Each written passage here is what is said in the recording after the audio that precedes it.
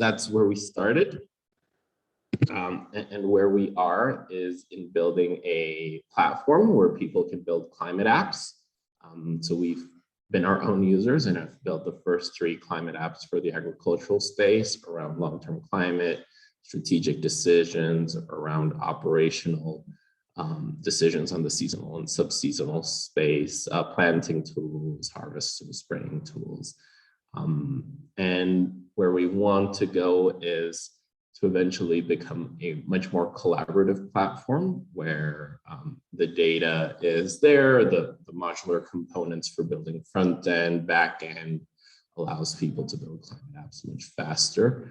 We're definitely not alone. I think probably one of the biggest contributors has been like the PanGeo project that allows you to quickly access IPCC report-like data in like a very nice SAR format that you don't have to load the entire terabyte, but just actually the latitudes and longitudes that you need. And there's been a lot of other startups and companies growing in this climate tech space, and we're really happy to collaborate where we can and share ideas and just improve how people are using climate data on their businesses, on their decisions, and on their day-to-day. So that's a little bit about me in ClimateAI, and would love to either go deeper in any specific direction or broader, or whichever direction you guys would want me to take. Great, thank you, Max. And I think we have a pretty small, intimate group, so I'm just gonna see how we do if people just kind of pop in and ask their questions. Leave the floor to you all. Does anyone have any questions you want to ask Max?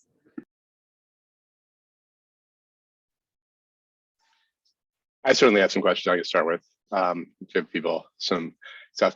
I think honestly, like, one of my questions has always been, how did you guys get the domain name? You're muted, So Max. You're muted. That was a good bit of luck. Our first domain name was climateai.com. And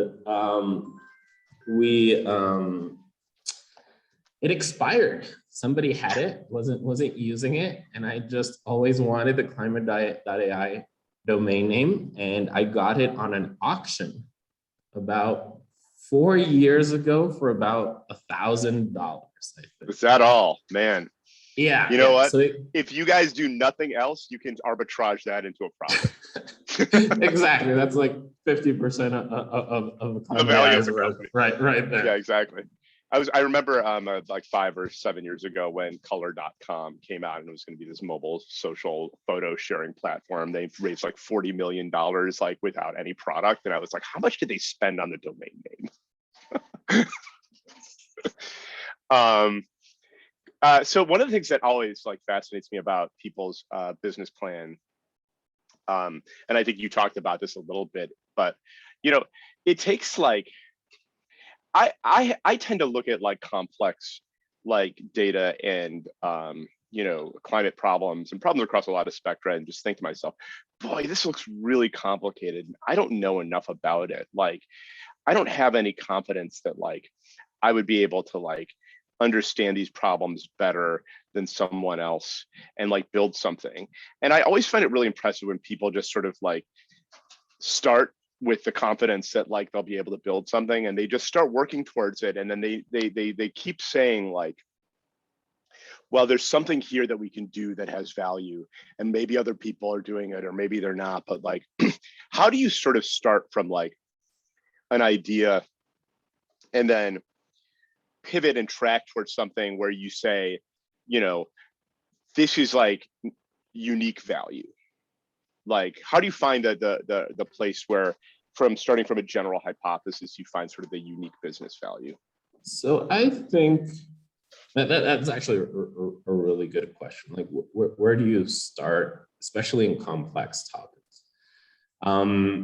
And there's probably many angles to take. Probably the first one is just talk with a lot of people and sort of like learn, not by yourself, but like read, learn, and like what are the weak points. So We didn't start like doing deep learning research. We started doing like what type of UI could really help. So it started with how do we connect all of this information and how do we just communicate it a little bit better or work on that UI communication, that sort of like very like over everything framework on how do you communicate, learn what the stakeholders want to do with this information and just bridge that small gap.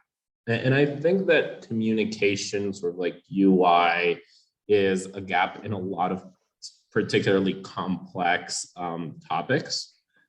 So generally, it's a great place to start. Like we're going deeply into like blockchain for gov tech, then maybe like UI and the communication of this is a great place because first you have to communicate it to yourself and then you have to communicate it to others. So that's a good place. And then you can start chatting with people, going deeper, doing some research, getting people who are also interested in the topic to work with you. And the harder the topic, the more complex it is, the more people want to work with you. So it's been one of the fascinating points about embarking in such a hard journey is the amount of people that want to work with you and help. I feel like if we'd wanted to do a dating app, it would have been a much harder journey, not because the goal was harder, because we wouldn't have been able to have as many people help us along the way. Yeah, I feel like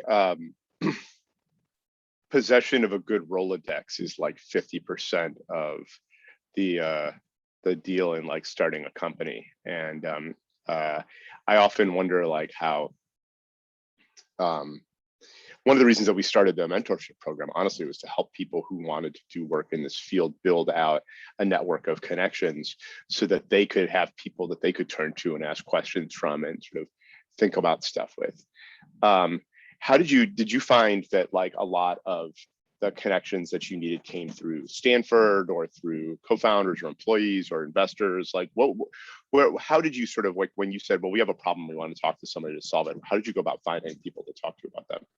Well, I think my co-founder is just fearless. So I'm pretty much more introverted, but Himanshu will reach out to everyone and just send out an email, and absolutely everyone with the slightest desire to, they don't answer on the first email, they probably around the third that they answer, and he's just like counting how many emails it takes him. So he's fearless in reaching out. I think for him, it's been a lot of cold emails, a lot of cold, like just pure grit and will is sort of his superpower that has gotten us a lot of chats and meetings.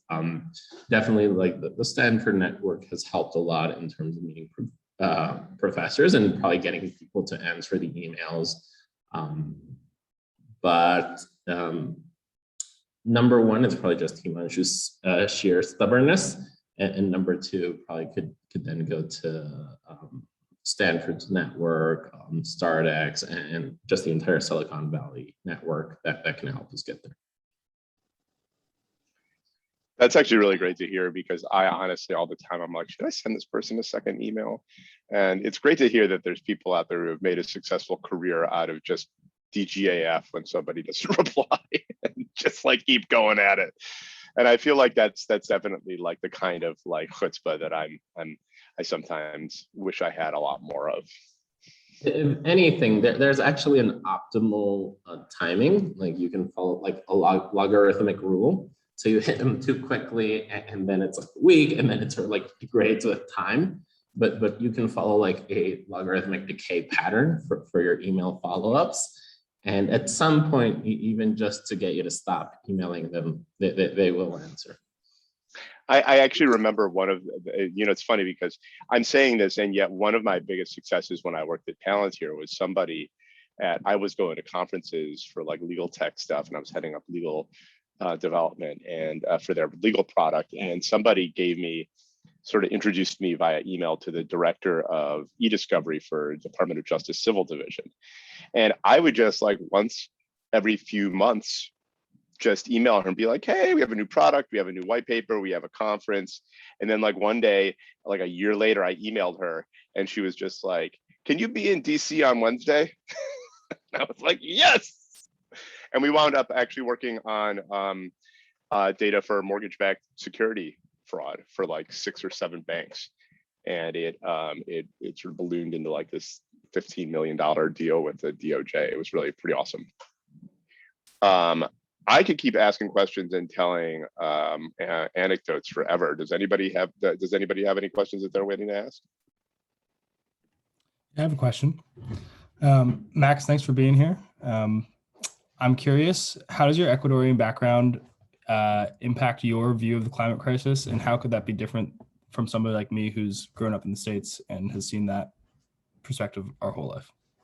Where did you grow up? Actually in the Bay Area, just near Berkeley, actually. So I grew up, like my family are pineapple farmers. That's what they do. So it's always sort of been in the back of my mind that if this year is too hot, we will have natural flowering pineapples, and the crop will not come out the way you want it to.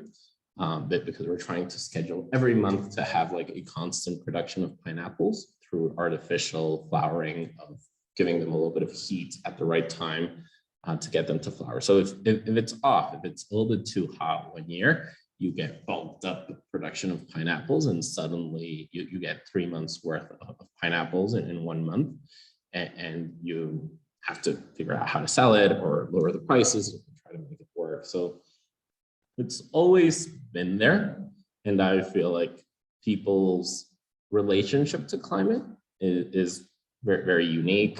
For some, it can be if they're going to, if they can go on a particular vacation, or if they can do a particular sport. If there's like too much algae blooms in the water, so you can't go swimming. So there's like a lot of different relationships, and it's not like one of them is better or worse than the other. I think regardless of where you are, you inevitably have a relationship with climate and weather. I think for me, it was pretty much what drove us to creating a beachhead in climate and agriculture. It's very connected to where I come from and what I do. I think probably on another side is just the value of context.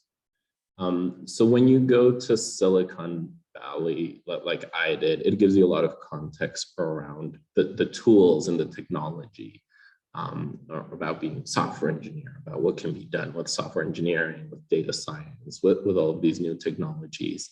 You can make friends and peers with people. But one of the criticisms that I have on the Silicon Valley bubble is that sometimes it can distance you from the needs.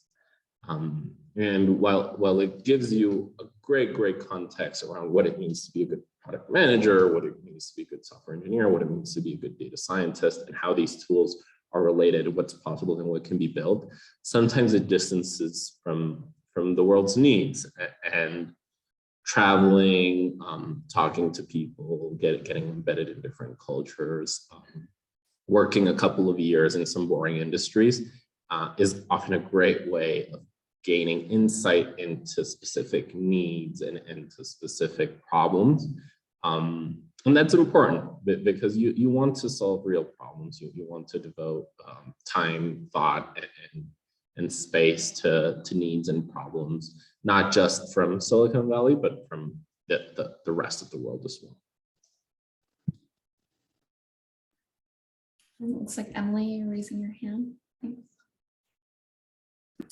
Yeah, before I forget, I kind of wanted you to talk a little bit more about what you mentioned in your introduction of yourself. You were talking about UI communication.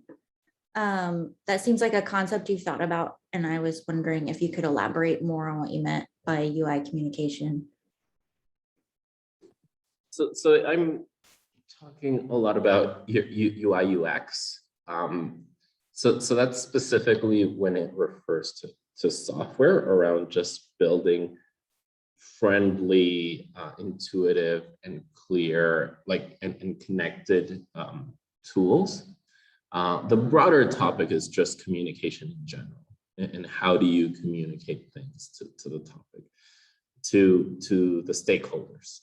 I think that on the climate space, this is lacking. I think new tools are coming up, like one of our peer companies build a climate tool, I think, for Zillow or for homeowners, so that they can then analyze what will happen to their home over time, if between like flooding, heat risk, a drought risk, wildfire risk if you're in California.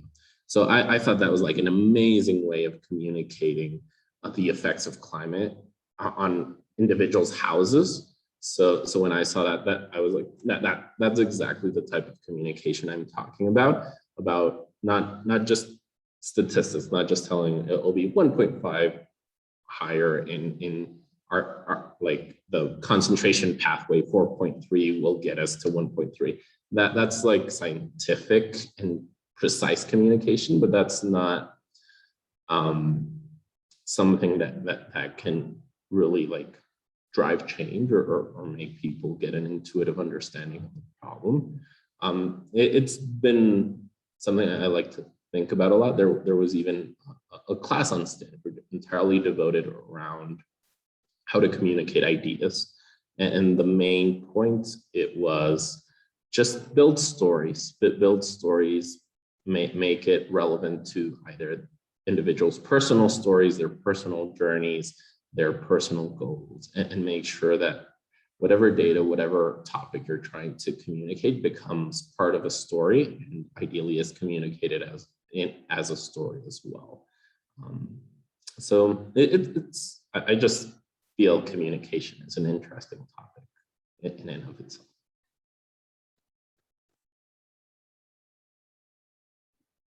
Yeah, communication is definitely very important. Does anyone else have any other questions? I saw someone unmute. That was me again. You go, Emily. Okay. Unrelated question, just another question. I know at least two of us on this call are interested in data science in the climate tech space.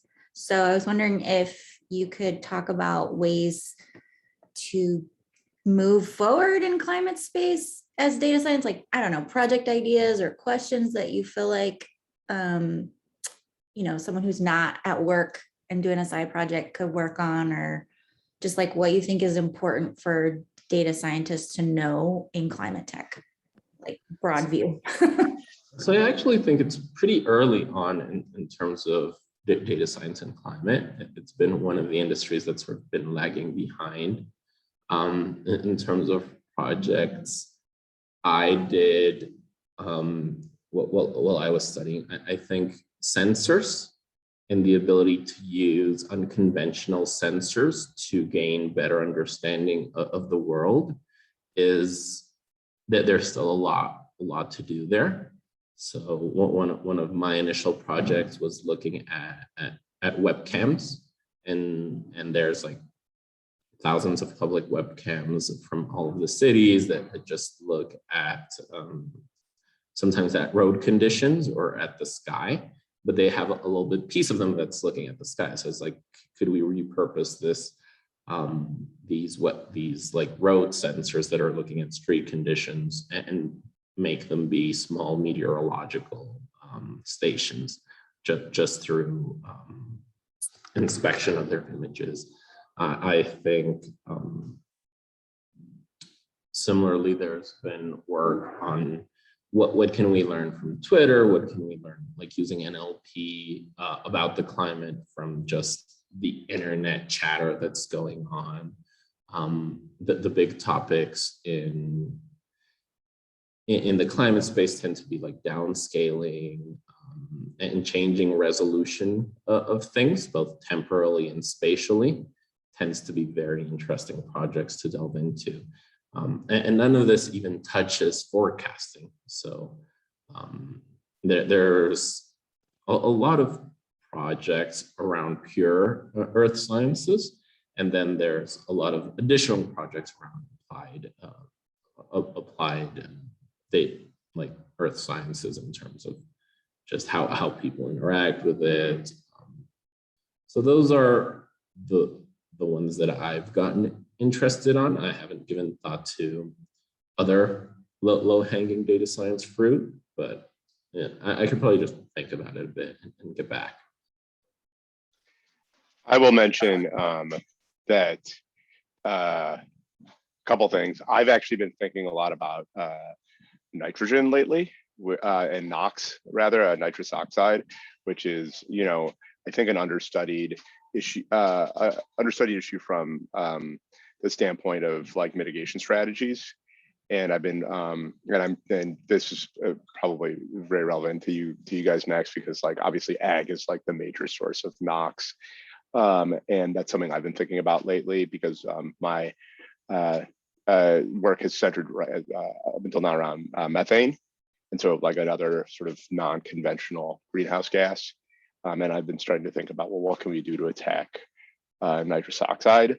And I haven't done any sort of like data science around it. I've been sort of trying to think about some back of the envelope calculations in terms of like, farms are using this much fertilizer and using, this, it gets converted at this rate to nitrous oxide and stuff like that. But so if anybody wants to work on that and wants to talk to me about it, I have some questions that I'd like to research at some point in my copious free time. But the other thing, more generally speaking, is the program that we're currently in the very early stages of putting together is going to be a climate data science workshop. And the idea will be to try and get some people like me and maybe Max, and I haven't asked you Max yet, and maybe somebody from ClimateAI who's less busy than Max, people who are experts in particular fields to do a workshop around a type of data, and how to sort of a 90-minute online workshop about how to use that data. So for instance, a lot of what I do at work involves taking sensor data and transforming it into geospatial data. And I want to do a workshop around literally just like taking a CSV file, reading it in, creating geotiffs out of it, and how you sort of do that work in order to help people visualize data, how to create structured geospatial data out of that stuff. And so a lot of the stuff that I've seen come down is that it's very focused on ML because, it's very hip. But I think really actually just at a very fundamental level, looking at things like climate models, geospatial data, sensor data, batteries, like there's just an immense amount that we need to develop with respect to batteries and power, electric grids, flows of energy within the US, rewiring America is working on that as well.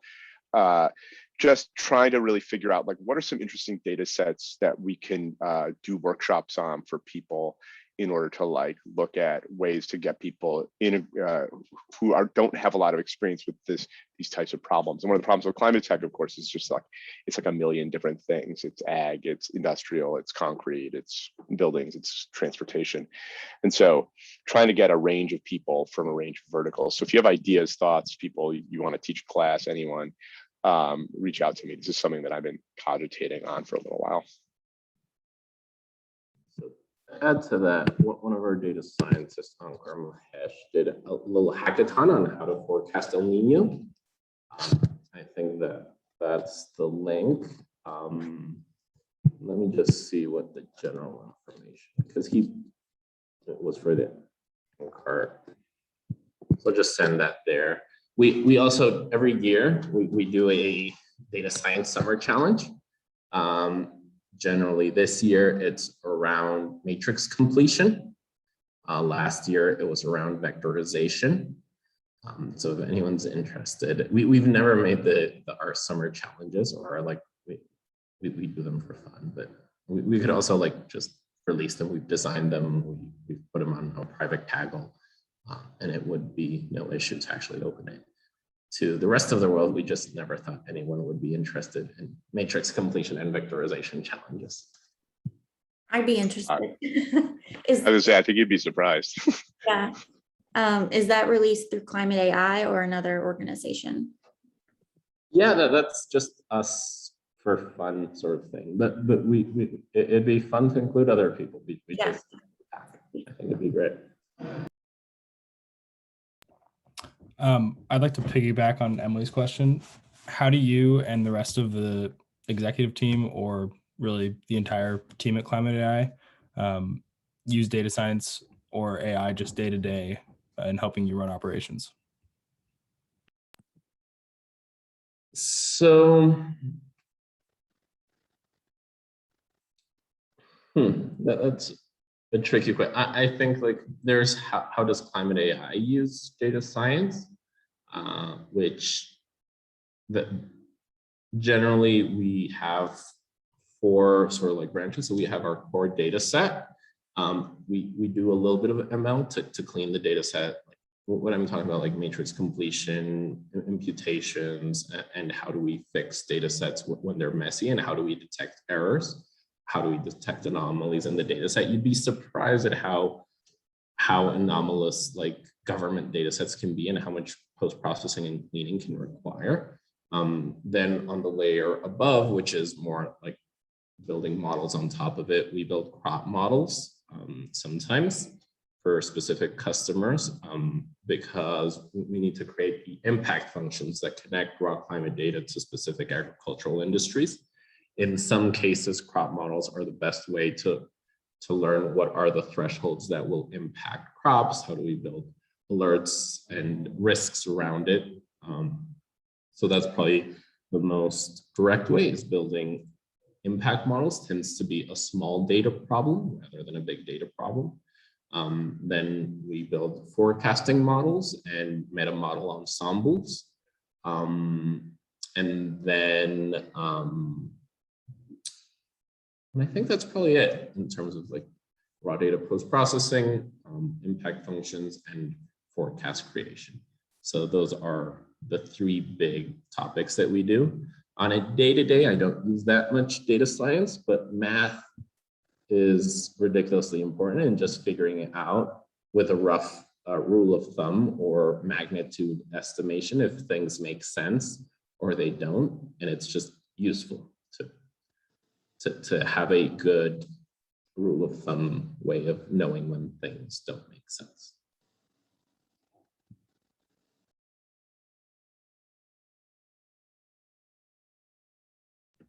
Can I follow up there? And it's okay if this is proprietary or something, but which models are you using to build those models that you're talking about? So first, I'll just put a little bit on just good rule of thumbs. That there's a book on that I've enjoyed quite a bit on how to use different tools to just understand when things make sense and which don't. In terms of our models, we published it, so we're very open with both the patent and the paper. So it's a recurrent convolutional neural network, because the Earth, you could see it as a big 3-dimensional image over time.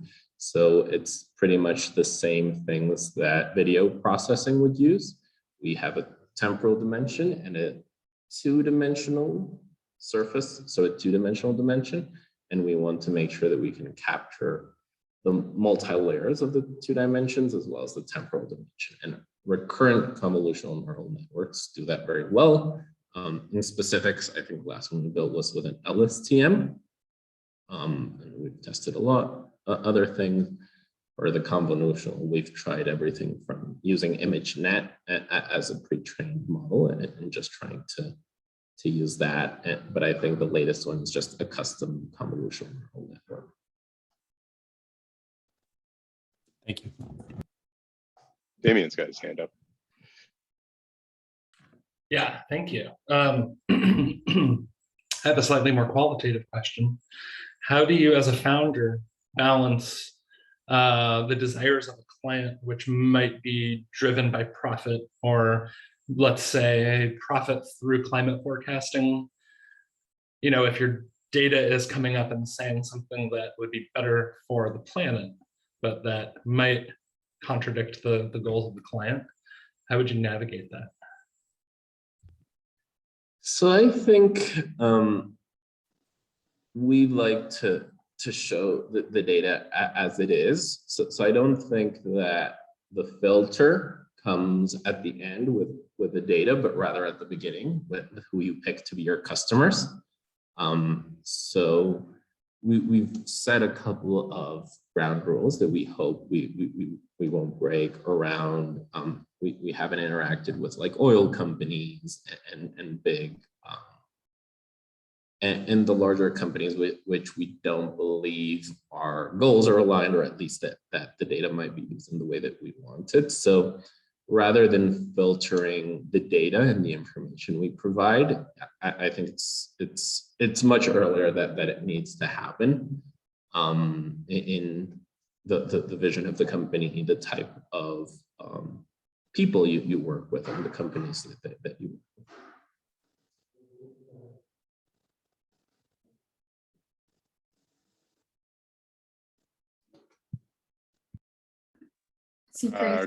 Grace, yeah. Can you talk about your experience hiring and how that was either harder or easier than you expected in terms of finding people for the roles?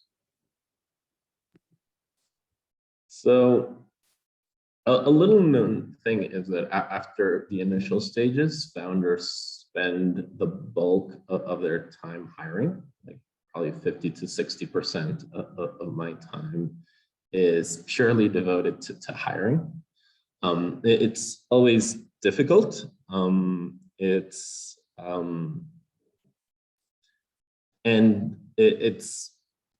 probably the single most important thing, and also one of the most fun things, because you get to pick who you work with in startups.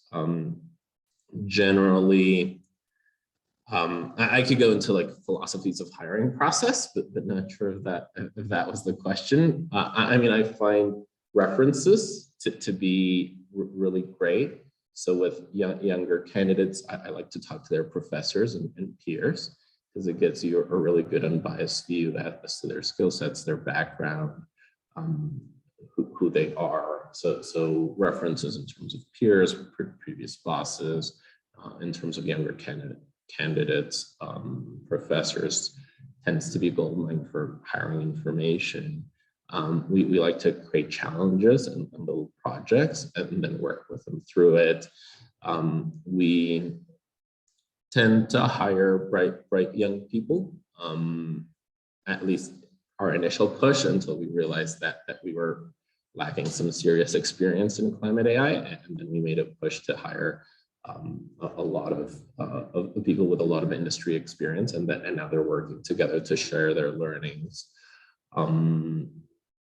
We are taking advantage of the remote aspect of our company. So now we're hiring around the globe. Our lead data scientist is in Germany, a climate scientist in India, a good chunk of our data science and software engineering team in Latin America. So we're pretty global, and we're leaning into the remote work for global reach in terms of talent. So maybe some subset of hiring is what interests you. Yeah, no, I was just curious, yeah, kind of your philosophy and your approach to it, because I think, yeah, different founders have different approaches. Yeah, I think other than that, references tends to be incredibly important. If you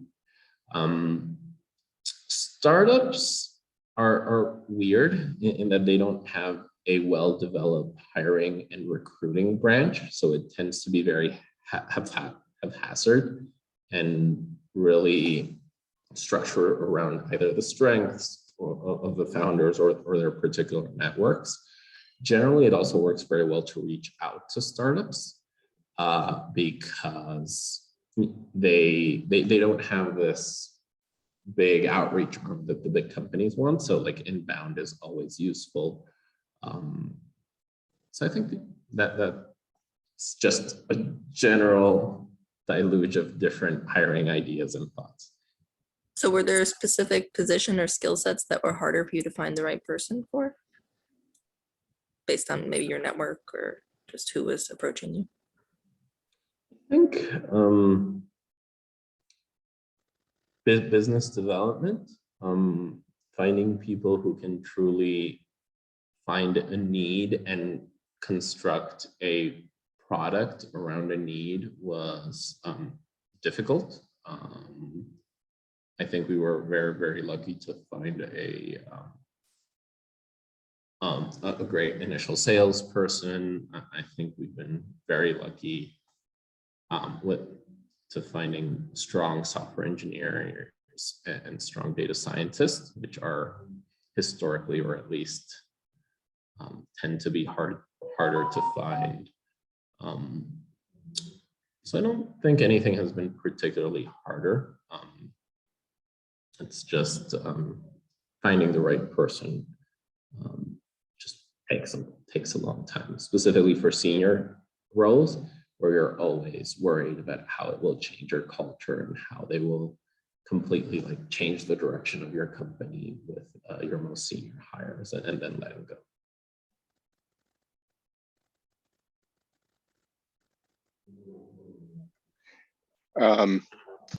I have questions. Oh, Frederick's got his hand up. Yes, if I can find the unmute. Actually, mostly it's a note because you mentioned that you're actually hiring remotely worldwide for somebody who's actually happens to be based in Germany. Often when I look at web pages, I see just it says remote and then maybe in the job description remote US only. So I think you might actually find a few more people perhaps if you explicitly state that it's remote worldwide. Because I just looked it up, it doesn't say that anywhere. No, I think that's perfect. Yeah, no, I think we've never been from the other side, and we didn't assume that remote was remote US, but yeah, we're definitely remote worldwide, and that's what we're leaning into. And thanks for the tip, Frederick. Gladly.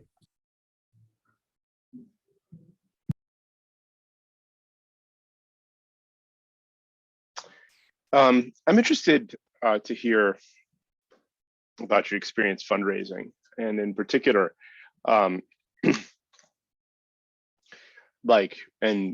were like, how did you find your earliest backers? And now that you guys are, I don't actually know at what stage you're at right now, but I'm curious to hear about your experience fundraising from climate-focused VCs versus just sort of like general VCs, because I've heard sort of differing things, and I'm not sure that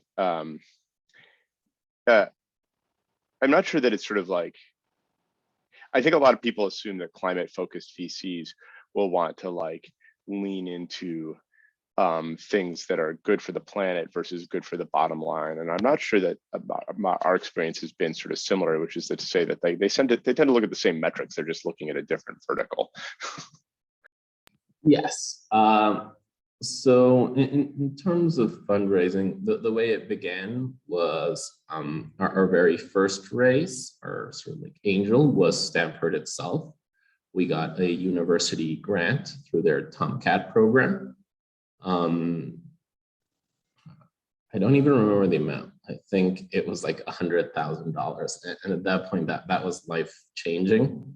In that we had a little bit of money that allowed us to go all out, and we imagined that we could do all sorts of things with that. We hired our first data scientist. We built our first product. We were actually still technically students at Stanford during the Tomcat grant. So that was what started everything. We raised a larger angel from from the same, like leveraging the Stanford grant from Stanford professors, from Silicon Valley angels, that went up to $500,000. So we had sort of like a grant and then an angels round. And in that, I think being able to leverage universities and grants was very instrumental for just getting the ball rolling. And that initial inertia can sometimes be the hardest. Following that, we raised from NeoTribe Ventures. And what we loved was they had been the leading investors in Climate, the original Climate that built out their, I think they're just called Climate Corp, actually. So it was that experience in the investor that really gave us like inspiration. He was a little bit familiar with the weather and the climate space. And finally, our latest round was 12 million from, among others, Radical Venture, a Canadian AI focused fund for our Series A. So while all of them have been related, they haven't actually explicitly been climate funds. They've mostly just been looking for AI or have some experience around climate related startups. Sorry.